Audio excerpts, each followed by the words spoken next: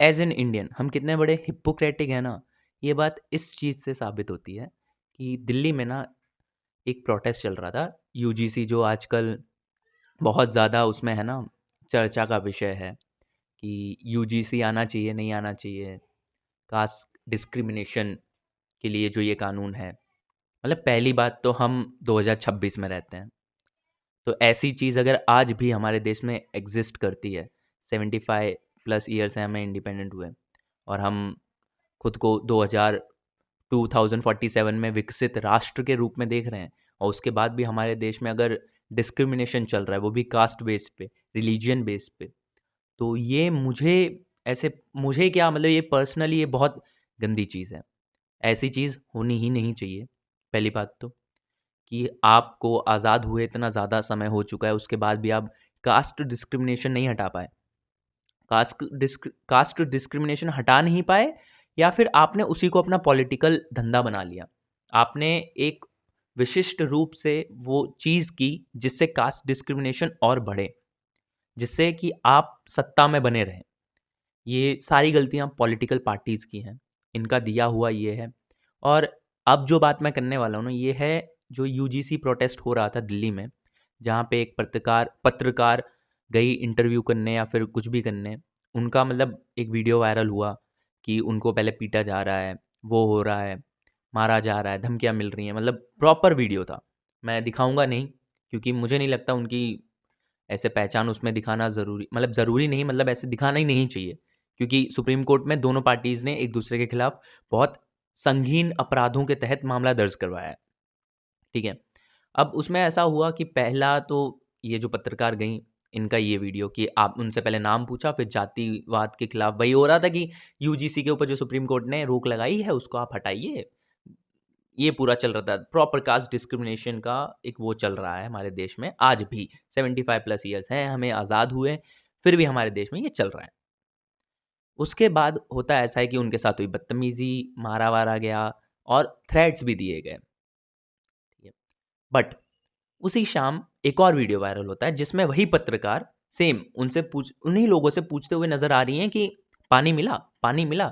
मतलब आप खुद देखिए, मतलब ये बहुत गंदी चीज़ है कि आप आज भी वो कास्ट डिस्क्रिमिनेशन कर रहे हैं। पानी मिला मतलब पहले के ज़माने में जो लोअर कास्ट के लोग होते थे, होना तो कभी नहीं ऐसा चाहिए था, ना हमारे ग्रंथों में ऐसा लिखा था, उसको गलत तरीके से इंटरप्रिटेट करके इन लोगों ने अपने हिसाब से जातिवाद बना दिया, बट ऐसा होना नहीं चाहिए था। तो उस मामले में वो उनसे पूछ रही थी कि पानी मिला, पानी मिला। कितनी शर्मनाक बात। उसके बाद हम देखते हैं एक और वीडियो जो है पुलिस स्टेशन के अंदर का, जिसमें पुलिस स्टेशन के अंदर घुस के धमकी दी जा रही है दूसरे पक्ष को। आप 2026 में रह रहे हैं, विकसित राष्ट्र की बात करते हैं 2047 तक, और उसके बाद ऐसी हरकतें, ऐसे ऐसे बनेंगे हम विकसित। और ये कोई मतलब ऐसे कोई भी कर रहा होता तो समझ में आती बात, बट ये हो रहा है दिल्ली यूनिवर्सिटी के अंदर। दिल्ली इज नेशनल कैपिटल, ठीक है, हमारा खुद का कैपिटल है दिल्ली, और वहां पे ये चीज चल रही है। और ऐसी वैसी जगह नहीं चल रही है, यूनिवर्सिटी के अंदर चल रही है। किस हद तक हमारी रूह रूह में जातिवाद भरा है ना, ये उस चीज को दर्शाता है। किस हद तक हमारे देश में जातिवाद फैला हुआ है ना, ये उस चीज को दिखाता है। नफरत, घृणा एक दूसरे के प्रति इतनी ज्यादा बढ़ चुकी है ना। और ऐसे टाइम पे होती है पॉलिटिक्स। मतलब हम विकास के ऊपर वोट नहीं करते, हम किसी चीज़ के ऊपर वोट नहीं करते, हम वोट करते हैं जाति देख के, हम वोट करते हैं नाम देख के कि हाँ भाई ये तो मेरी जात का है तो इसे वोट दूंगा। भाई उस सामने वाले बंदे को तो फर्क भी नहीं पड़ता कि तुम क्या कर रहे हो क्या नहीं, वो खाली अपनी जात दिखाएगा, वोट मांगेगा, 5 साल के लिए गायब। ना विकास ना कुछ। और भिड़ाता रहेगा हमें आपस में कि हम लड़ें मरें कटें। यही तो हो रहा है। और इसके बाद बात होती है कि हम डोमिनेट करेंगे वर्ल्ड को इन टेक, हम डोमिनेट करेंगे वर्ल्ड को in terms of military, in terms of technology, in various various other terms. क्या हम सच्ची में डोमिनेट करेंगे? क्या ऐसा हम कर पाएंगे? मतलब आज भी तुम्हारे देश में, हमारे देश में इतनी हद तक जातिवाद है कि दिल्ली यूनिवर्सिटी के अंदर ये कांड हो रहा है, और उसके बाद हम बात करते हैं कि हम डोमिनेट करेंगे, हम कंपेयर करेंगे खुद को चाइना से, हम कंपेयर करेंगे खुद को अमेरिका से, जापान से, जर्मनी से। मतलब आज मुझे ये चीज़ ऐसे समझ में आ रही है कि क्यों हमारे देश देश से इतने ज़्यादा लोग बाहर पढ़ने जाते हैं, बाहर सेटल होना चाहते हैं। एक एक तो सरकार इतना ज़्यादा टैक्स लेती है, दूसरा ये जातिवाद।